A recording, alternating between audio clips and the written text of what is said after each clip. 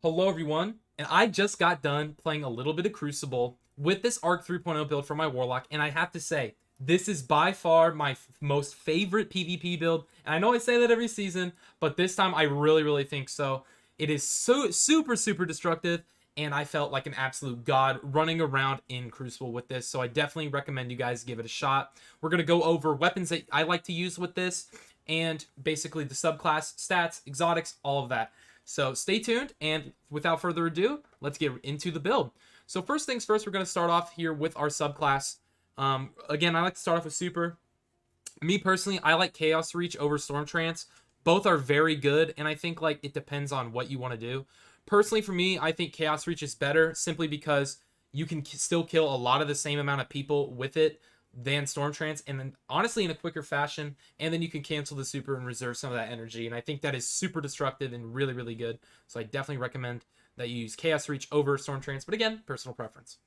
So as for abilities, I like Healing Rift. Impo Rift is definitely good for weapon damage, but I think that Healing Rift is stronger just because if I'm weak, I can duck around a corner, put a Healing Rift down, and get back into the fight even faster. So that is why I like to run Healing Rift. Burst Glide for me, this is the fastest jump. So for me, I think that you guys should go Burst Glide just for the speed advantage. Next, I will go with Ball Lightning. I use Ball Lightning over Chain Lightning simply because this melee is by far way better than Chain Lightning. By far. And I have a few reasons why. So this melee is extremely powerful in midair. You can jump jump shotgun, or if you're in a duel with somebody in air, you can easily hit people with the melee, and that is extremely good. And if you're amplified, it buffs it even more, making lightning strikes before detonating, which is really good. And also, it's just way more versatile. You can hit people from a lot farther with it, jolting people, and you can also impair that with other things like lightning surge, which we'll talk to in a second, and you get a lot more versatility for that close range and far. Next, I like storm grenades, mainly because storm grenades have a huge radius.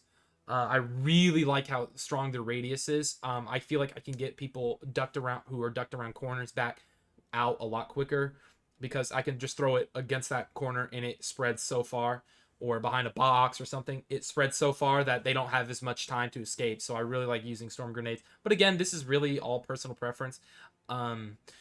Lightning grenades and pulse grenades are also extremely powerful with this build, so I do recommend those 3 grenades.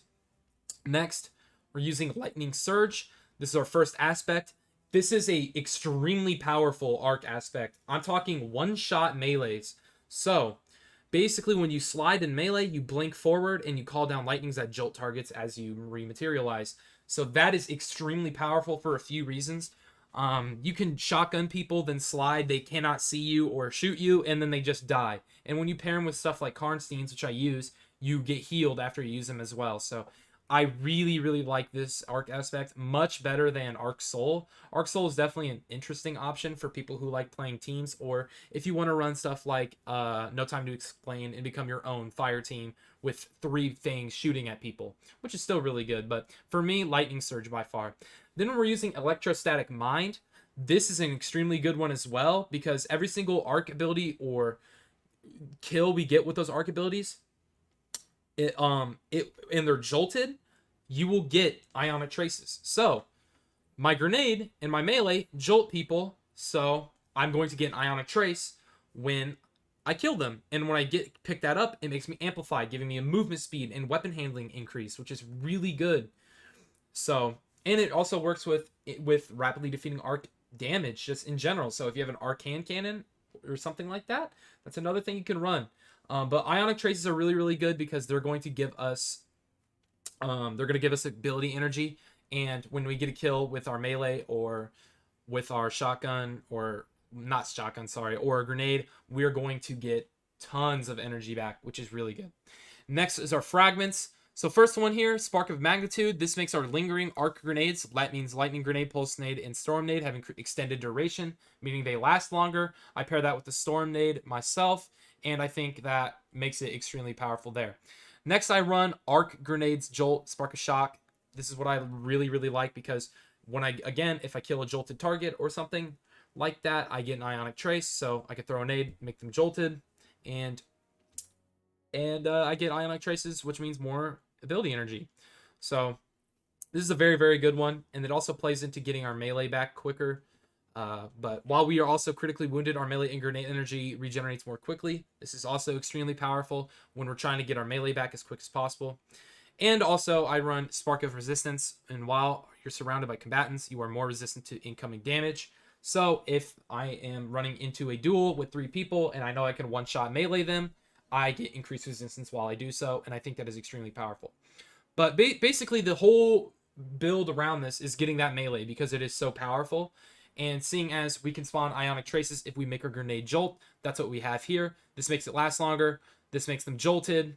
And these two are just for, mainly just because I think that this is really good for getting your ability energy overall, and this is great for staying alive when you're shotgun aping or something of that matter. So this is what I like to run. I think it is extremely powerful. So, and I have some videos coming up in the future where I'm reviewing some guns. We are actually using Arc 3.0, so you can definitely see that there. Next, we're going to talk about guns for a second. They really do not matter with this build too much. There's a few things that I can recommend that you run, though, for sure. Things with elemental capacitor are extremely powerful because you're going to get increased to handling. So, for instance, my Ragnhild here has enhanced perpetual and enhanced elemental capacitor. So I am getting that huge increase to handling, which is really good. Same thing with my without remorse, because we have threat detector on this. You can build way more into range on this now because the amount of handling this thing already has, you're just going overboard with it. So you can definitely tone it down and still get a ton of stuff. But basically anything with elemental capacitor that you prefer or like. The other things I would recommend, not necessarily these 2 weapons.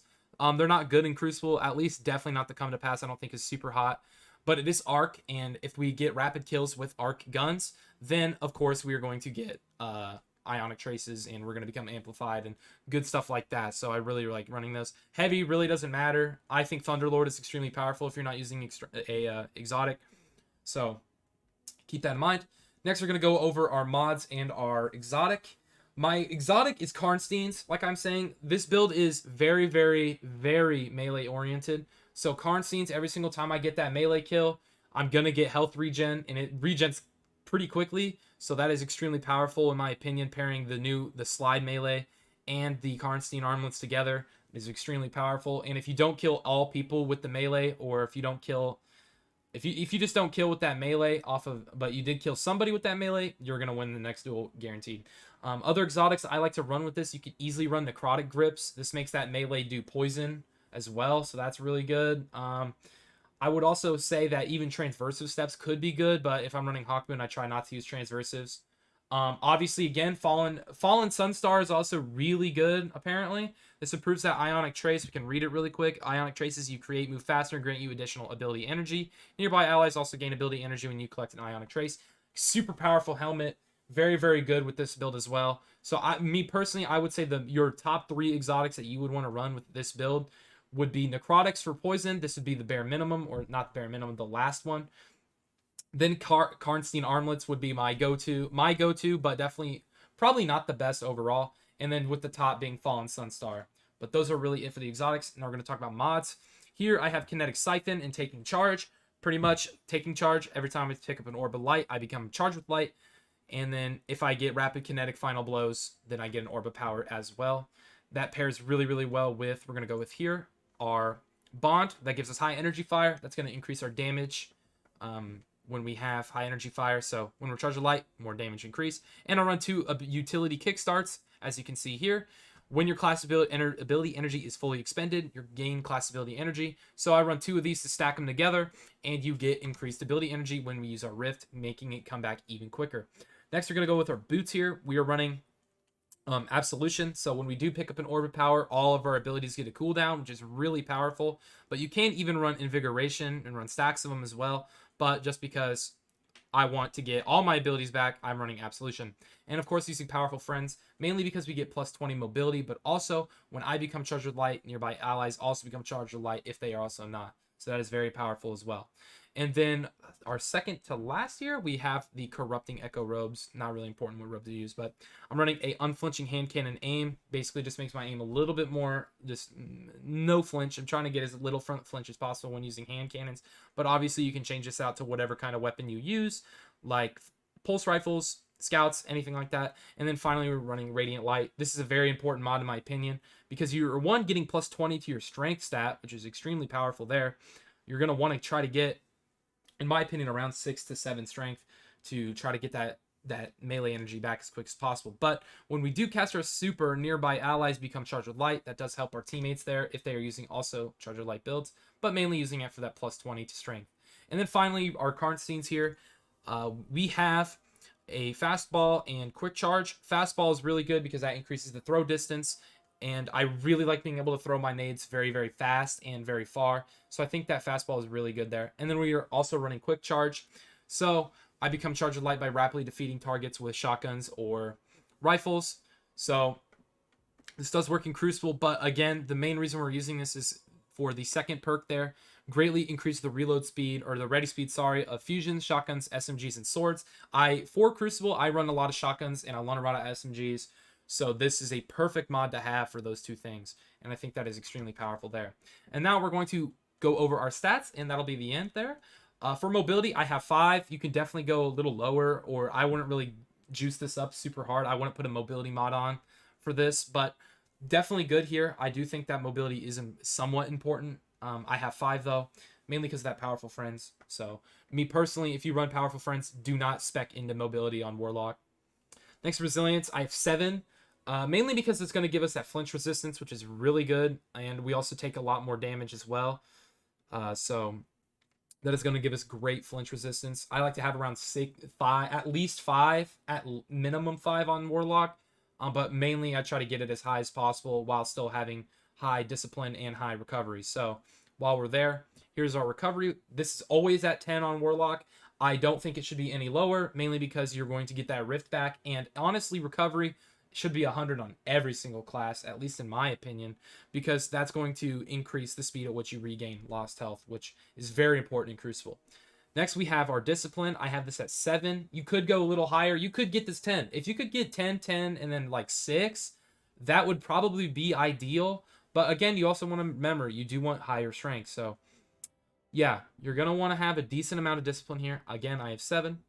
Next, I have intellect. I actually don't care about the stat. This stat could be 0 for all I care. You don't get your super back in Crucible very quickly anyway. Most supers that you're going to get is probably 2. So no reason to really juice this up super high. Mine is at 3 though. And then finally we have strength, which is at 6. I'd actually want this to be even higher if I could, but I can't. I could, but I'd sacrifice a few of my other stats. But 6 is definitely not too bad there because we are working to get that melee back as quick as possible because of how powerful it actually is. This is really important in my opinion. But that is it for the build, everybody. Again, let me know what you guys think about it. I think it's absolutely disgusting in Crucible. Give this a shot and let me know what you all think about it. But that's it. That's been it. Thank you all so very much for watching, and I'll catch you in the next one.